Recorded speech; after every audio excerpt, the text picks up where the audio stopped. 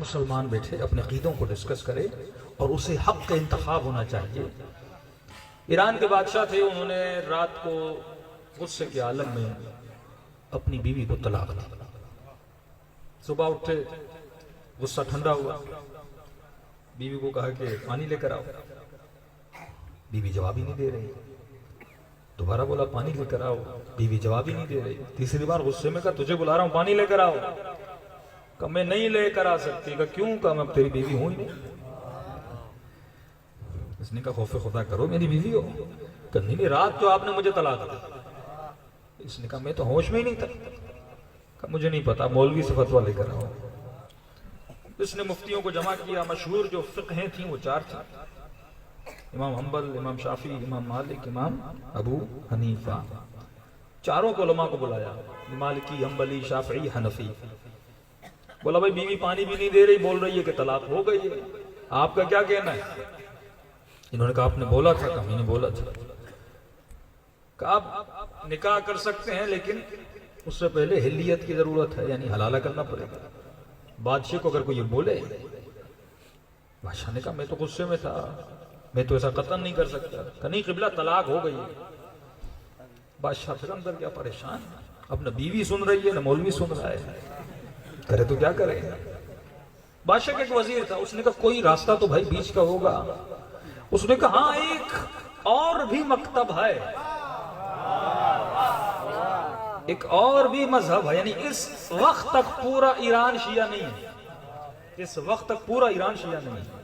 کا ایک مکتب ہے, ان کا ایک عالم ہے جو حلے میں رہتا ہے.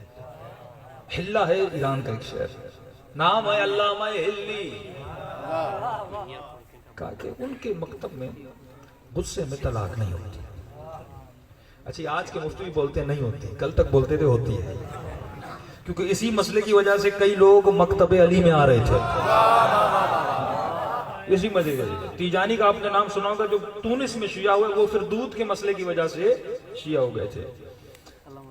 علامہ حلی انہوں نے سپاہیوں کو بھیجا کہ میرا پیغام دو, خط لکھا بڑے ادب کے ساتھ, اور ان کو دعوت دو. انہوں نے اپنے مفتیوں اور مولویوں کو کہا کہ ہم نے سنا ہے کہ عراق میں ایک مکتب ہے جو یہ کہتا ہے طلاق نہیں ہوتی. انہوں نے کہا نہیں قبلہ, وہ تو سارے پاگل ہیں, نادان ہیں, دین بہت, ہم تو ان کو مسلمان بھی نہیں مانتے. کہا کیوں؟ کہا بس وہ دین سے خارج ہیں, اور انہوں نے جو دلیلیں دی اپنی. انہوں نے کہا ٹھیک ہے, میں پھر بھی اس کو بلانا چاہتا ہوں, میں تمہاری دلیلیں بھی سنوں گا, اس کی دلیلیں بھی سنوں گا. اب ظاہر ہے وہ تو پوری کوشش کرے گا بیوی بچ جائے نا. تو اس نے خط لکھا, علامہ حلی نے پڑھا. اس وقت نہیں گئے, انہوں نے کہا ٹھیک ہے میں آؤں گا. جب وہ ہلنے سے چلے اور 3-4 دن کے فاصلے کے بعد پہنچے ایران کے اندر, انہوں نے بڑا استقبال کیا علامہ حلی کا. اور جیسے بادشاہ کی دربار میں داخل ہوئے, علامہ حلی نے آتے ہی اپنی جوتیاں اتاری. اتارنے کے بعد اپنے بغل میں ڈالی. بغل میں ڈالنے کے بعد جیسے داخل ہوئے, انہوں نے کہا السلام علیکم, اور سلام کرنے کے بعد سیدھا بادشاہ کے ساتھ جا کر بیٹھ گئے. چاروں مفتی اور مولوی دیکھنے کے قبلہ ہم نے کہا تھا نا یہ بڑے بے وقوف ہوتے ہیں, ہم نے کہا تھا نا یہ بڑے نادان ہوتے ہیں. کہا کیوں؟ کہا کہ حلی بادشاہ ہے, تو جھکا بھی نہیں, تم نے ادب بھی نہیں کیا بادشاہ کے سامنے. بادشاہ کی دربار میں آتے ہیں تو سارے مفتی مولوی جھکتے تھے. انہوں نے کہا کہ قرآن کی آیت ہے کہ جب بھی داخل ہو جاؤ قولوا سلاما, سلام کیا کرو. مجھے نہیں ملتا سیرت نبی میں اگر کوئی نبی کے ساتھ آیا ہو, ملا ہو, اور وہ جھکا ہو, پتہ نہیں یہ ساری کام کیوں نہیں. جیسے آتے تھے تو کائنات کے امیر کے سامنے اگر کوئی داخل ہو تو سلام کرے, تو یہ رسول کے سامنے تو کچھ بھی نہیں ہے. جیسے سب رسول کا ادب کرتے تھے, جیسے ہر مسلمان کا ادب کا تقاضا یہ ہے, کسی بھی بڑے کی محفل میں داخل ہو جاؤ صرف سلام کیا کرو, اور سلام سے بڑی کوئی دعا نہیں ہے. یعنی اللہ تمہارے اوپر سلامتی نازل کرے. بیٹھے, کہ اچھا چلو, اس پہ تو آپ نے قرآن کی آیت پڑھ دی. کہ یہ کیسا ادب ہے کہ تم نے جوتیاں اپنے بغل میں رکھی ہوئی ہیں.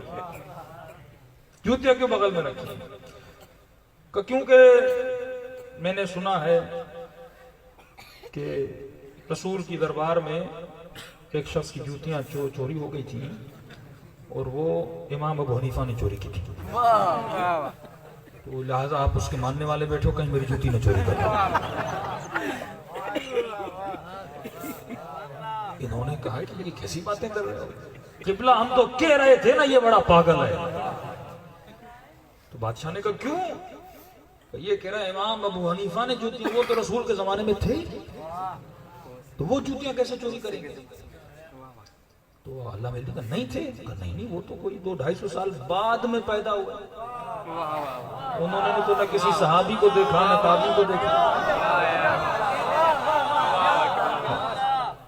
وہ کیسے؟ اچھا شاید مجھ سے غلطی ہو گئی، وہ امام مالک تھے نا، اس نے جوتی چوری کی تھی۔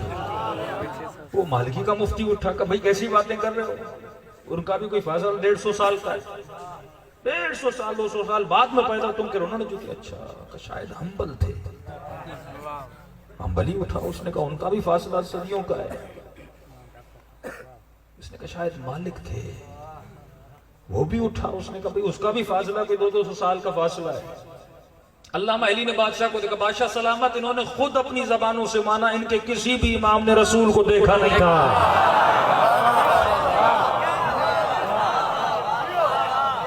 ان کا کوئی بھی امام رسول کے زمانے میں تھا ہی نہیں، رسول تو دو اور کسی صحابی کو بھی نہیں دیکھا، اتنا فاصلہ ہے ان کا۔ تو بادشاہ نے کہا بھائی میرے طلاق کا مسئلہ ہے، تم کن مسئلوں میں اڑ گئے ہو؟ مجھے یہ بتاؤ میری بیوی کی طلاق ہوئی ہے کہ نہیں ہوئی ہے؟ انہوں نے کہا باتیں قبلہ آپ کی بات کریں۔ کہا انہوں نے، ان کا فاصلہ ہے 4، جتنے بھی امام کے یہ ماننے والے ہیں سارے مسلمان، ان کے اماموں نے نبی کو دیکھا ہے، 2 سال کا فاصلہ ہے، لیکن میں اس کا ماننے والا ہوں جو نفس نبی ہے۔ میں نے دین اس سے لیا جس نے رسول کو دیکھا ہے، جو رسول کے ساتھ رہا ہے۔ کہ میرے علی فرماتے ہیں کہ طلاق نہیں ہوئی۔ کہ اگر 4 مولویوں میں مختلف ہونا آپ اس کی بات نہیں مانتے ہو، یہ تو 4 اماموں کا اختلاف ہے جنہوں نے نبی کو دیکھا ہی نہیں ہے، تو آپ اس کی بات کو کیسے مان سکتے ہو؟ دوسرا انہوں نے کہا طلاق کے لیے گواہوں کا ہونا ضروری ہے، جب تک 2 گواہ نہ ہوں تو طلاق ہوتی نہیں، گواہ ہونی چاہیے، ساتھ میں صحت عقل اور ارادے کے ساتھ بندہ کیا کرے؟ طلاق دے۔ بادشاہ نے ان سب سے کہا کہ یہ بات صحیح ہے کہ گواہ ہونے چاہیے، انہوں نے روایتیں پڑھی، حدیثیں پڑھی، لیکن جو اصل بات بادشاہ کو کھٹکی، اس نے کہا بھائی یہ اس کی بات کر رہا ہے جس نے نبی کو دیکھا ہے، وہ اس کی بات کر رہے ہیں جنہوں نے نبی کو دیکھا ہی نہیں ہے۔ تو ابھی آپ یہ دیکھیں نا، پوری امت نے جس کو امام بنایا ہے، ایک لاجیکل بات ہے، تو آپ کے علماء جس ذریعے سے لوگوں کو ہدایت دیتے تھے وہ عقل کا وار ہوتا تھا، اور مولا کا خود فرمان ہے نحن ابناء الدلیل، تو عقل کا عقل والا ہے، نقل والا